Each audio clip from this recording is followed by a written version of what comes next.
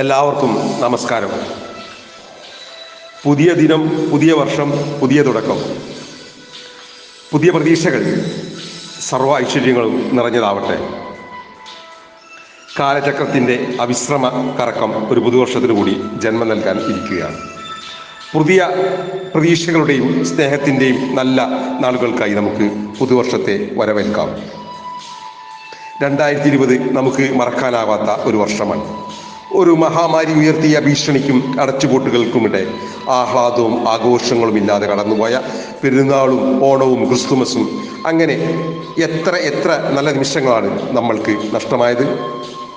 മുൻ വർഷത്തെ നല്ല അനുഭവങ്ങളെ മാത്രം നമുക്ക് മനസ്സിൽ നിലനിർത്താൻ ശ്രമിക്കാം. മോശമായവയെ തുടച്ചു നീക്കാം.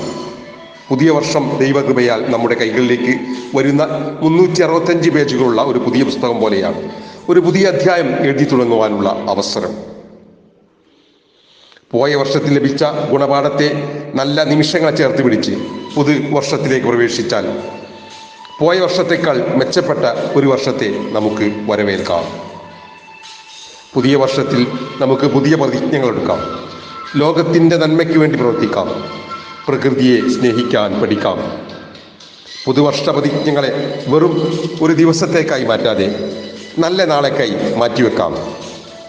ഒരു വ്യക്തിയുടെ പ്രതിജ്ഞ ഒരു കുടുംബത്തിൻ്റെ പ്രതിജ്ഞയായി മാറുന്നു.